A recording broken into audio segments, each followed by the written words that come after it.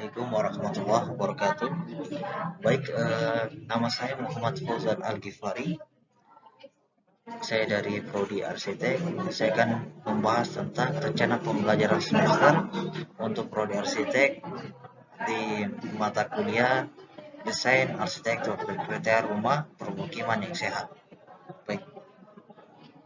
Nah, ini nanti saya akan tampilkan beberapa video. Nanti mohon dilihat. Menurut kalian, kira-kira yang bagaimanakah rumah sehat? Apakah ini sudah memenuhi kriteria atau belum? Silakan disimak. Nah, dari beberapa gambar tadi ada beberapa definisi rumah yang layak huni. Nah, menurut kriteria-kriteria untuk rumah yang dikatakan dengan rumah layak huni, dia itu harus memenuhi beberapa persyaratan. Yang pertama itu dilihat dari keselamatan bangunan, dia ada struktur dan non-struktur, kemudian ada kesehatan penghuni, yang ketiga kecukupan minimum luas bangunan. Kemudian juga syarat pokok rumah yang tahan gempa itu kualitas bahan bangunan yang baik, keberadaan dan dimensi struktur yang sesuai, seluruh elemen struktur utama tersambung dengan baik, kemudian terakhir mutu pengerjaan yang baik. Dari gambar tersebut yang kita lihat tadi bahwa kita dapat simpulkan bahwa ada beberapa aspek yang rumah itu apabila gempa datang akan menjadi tidak kokoh. Dalam video tadi itu dilihatkan bahwa pertama, kualitas bahan bangunan yang belum terlalu baik. Kedua, strukturnya masih salah. Ketiga, mutu pengerjaan masih menggunakan sembarangan atau seenaknya sendiri. Nah, ini gambar dari beberapa komponen struktur dan non-struktur, mulai dari fondasi, slop, kolom, rimba, atap, sampai dinding. Ini ada kriterianya semua. Nah, untuk pengembalian, untuk menjadi rumah itu sangat kokoh, maka perlu bahan bangunan itu dijamin tentang mutu material. Yang pertama dari batu belah, harus betul-betul batu belah. Kemudian kedua, pasirnya adalah pasir yang tidak bergumpal. Kemudian kayu puseng perlu dilihat yang jenis kelasnya apa, A atau B. Harus bata tidak boleh lubang-lubang. Ada beberapa model konstruksi rumah sederhana yang ada di Indonesia. Pertama dari rumah permanen, semi permanen, maupun rumah kayu dan rumah panggung. Nah, bisa dilihat pada gambar tersebut. Nah, untuk mutu ketajaman dari suatu bangunan, saya menampilkan gambar ini. Setelah itu teman-teman analisis kira-kira pada gambar yang ini, pada gambar di sini, kira-kira dia merupakan rumah yang layak huni atau tidak. Bisa dilihat. Ini adalah kolom itu tiang. Nah, ini juga selainnya di kolom rimba. Kira-kira ini atapnya bagaimana?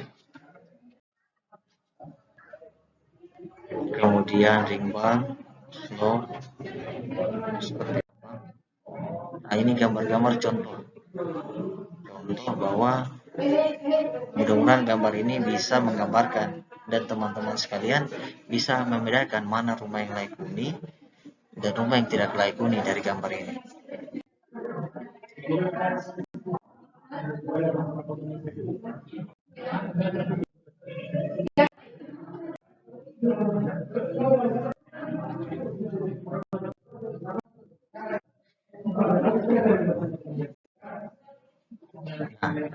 Teman-teman tadi sudah lihat bahwa dari gambar itu teman-teman bisa simpulkan mana yang merupakan ada struktur dan komponen tadi yang termasuk.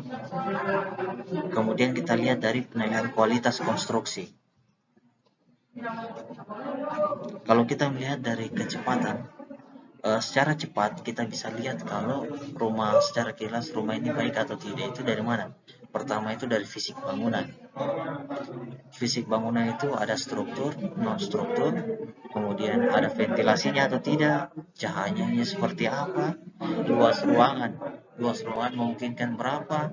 Misal kalau luas ruangannya itu luas ruangannya eh, dengan tipe tipe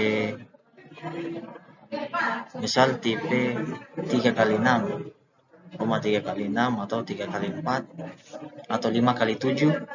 Nah, kira-kira dia muatnya berapa kakak?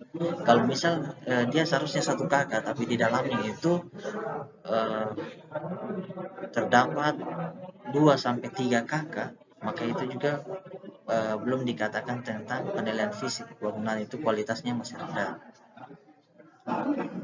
Karena luas ruangannya tidak memungkinkan. Untuk luas ruangan itu per orang 9 meter persegi. Terus kemudian ada akses bersihnya ada atau tidak, toiletnya, MCK-nya ada atau tidak, dan drainase di lingkungan itu.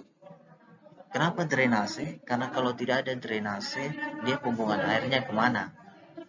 Apakah langsung meresapi air atau biasanya ini yang tidak ada drainase itu dia menggunakan MCK plunglap. Plunglap itu MCK yang langsung biasa jamban. Biasanya kalau orang dulu mengatakan itu kalau di pinggir kali itu mereka buang air besar langsung itu toilet helikopter langsung hajatnya itu jatuh langsung ke sungai. Kemudian ada struktur, ada fondasi, slope, ring bulk, dan rangkatan, non struktur, dan bagaimana listrik air bersih. Kan percuma juga kalau kita punya rumah tapi tidak ada air bersih, tidak ada listrik. Nah, komponen konstruksi rumah yang baik itu harus ada beberapa item ini. Dia terdiri dari struktur dan non struktur. Bagaimana menilainya? Dengan melihat dan pengujian secara sederhana. Ada beberapa kriteria. Pertama, kalau kita mau lihat rumah itu layak atau tidak, pertama itu kecukupan ruang. Kecukupan ruang itu 9 meter persegi untuk per orang per huni. Kemudian ada ya, saya tampilkan gambar ini, kira-kira teman bisa nih, kalau ruangnya kira-kira bagaimana? Bisa memungkinkan ke ruang seperti ini ditinggali oleh 1, 2 atau lebih dari 1 kakak di rumah ini? Silakan.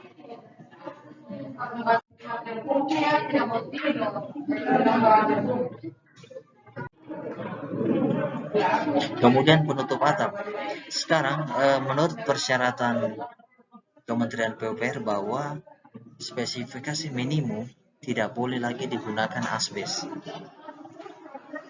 Material tidak boleh digunakan asbes. Maka itu harus diganti atau digunakan rumbia, itu sudah tidak bisa lagi.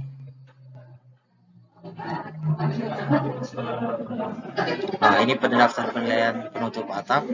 Pertama ada usul kreng atau atap genteng, bagian atapnya tertutup, materialnya seng atau spandek, tidak boleh asbes, instalasi, dia tidak pojok. Nah, sekarang kita lihat seperti apa. Ini contohnya. Nah, teman-teman bisa lihat kira-kira layak huni enggak ini? Menurut dari atapnya.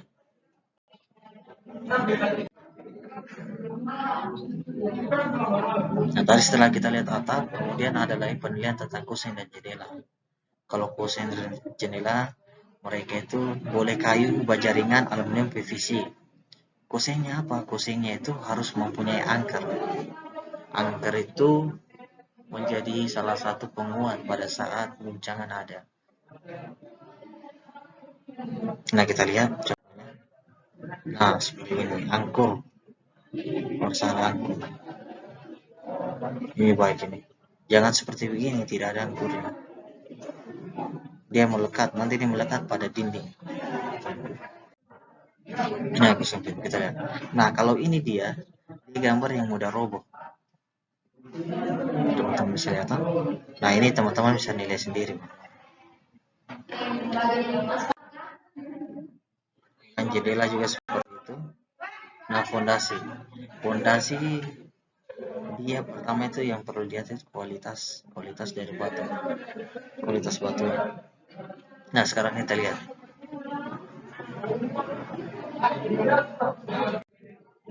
Nah, ini contoh fondasi yang baik. Oke.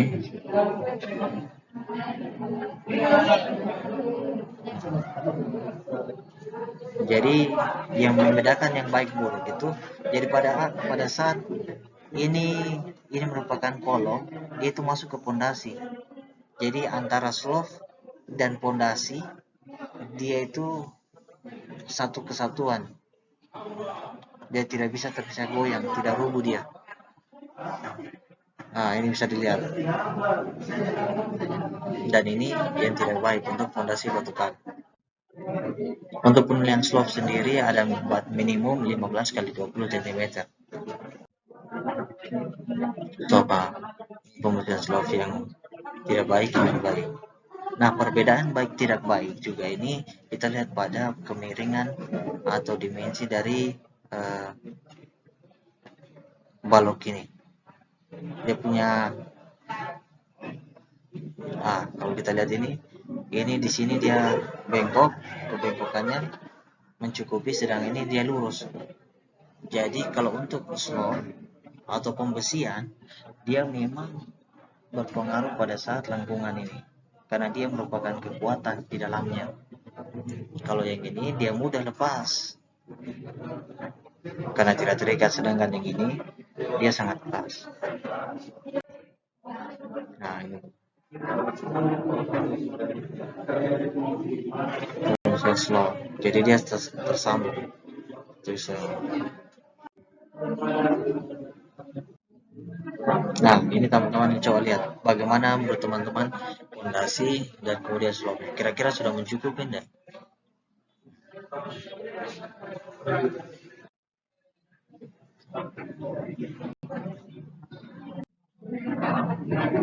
Kemudian begitu juga tentang slope tadi sama kolom tiap. Yang perlu diperhatikan teman-teman itu adalah lengkungan dan dimensi. Kadang biasa dimensinya kita kurangi. Jadi ada teman-teman yang biasa jadi dimensinya yang seharusnya kolom itu 15 kali 15, beton kolom sampai 25. Mereka jadikan 12 kali 12. Sehingga itu perlu diperlihatkan juga rimbalnya. Jangan sampai pada saat kolomnya itu lebih ringan daripada rimbalnya, sedangkan rimbalnya diberikan yang besar dimensinya.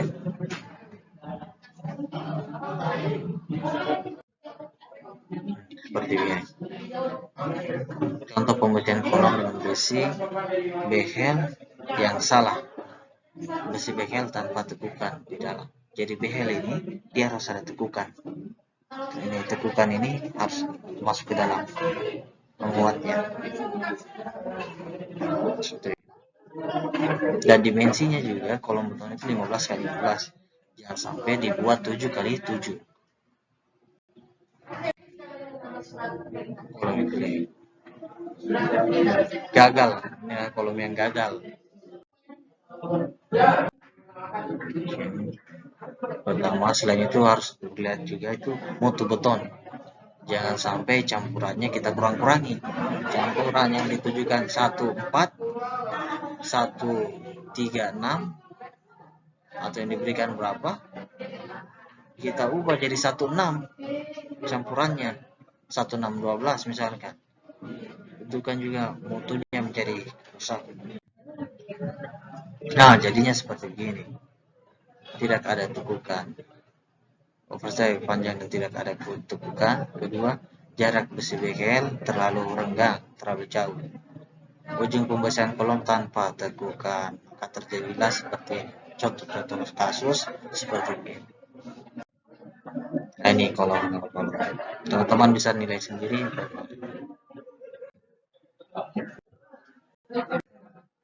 Ringbal juga begitu seperti tadi. Slope kolom harus perlu diperhatikan. Berapa? 12 kali 15.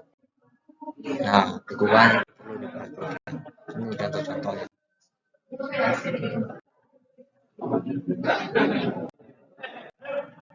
Ini untuk rangka atap, baja, solusi. dinding. Nah, perlu perhatikan lantainya juga perlu bangunan, pencahayaan, ventilasi, air bersih, MCK, sambungan listrik, dan keamanan lokasi. Bagaimana keamanannya? Perlu drainase lingkungan. Itu semua ada tujuannya agar supaya dalam pembangunan rumah layak huni ini dapat dicapai semua masyarakat. Dan teman-teman ketika di lapangan bisa menilai, oh pada saat membangun ini, oh ini yang kurang, ini kesalahannya itu strukturnya, mutunya itu perlu ditingkatkan lagi, sehingga tidak terjadi kesalahan-kesalahan yang sudah pernah terjadi, rumah rubuh atau apa segala macam. Nah, itu saja dari saya, kurangnya mohon dimaafkan. Nanti apabila ada pertanyaan bisa dikirim lewat email atau dituliskan di kolom komentar. Kurangnya mohon dimaafkan. Wabillahi taufiq wal hidayah. Wassalamualaikum warahmatullahi wabarakatuh. Coba teman-teman ada saran juga. Assalamualaikum.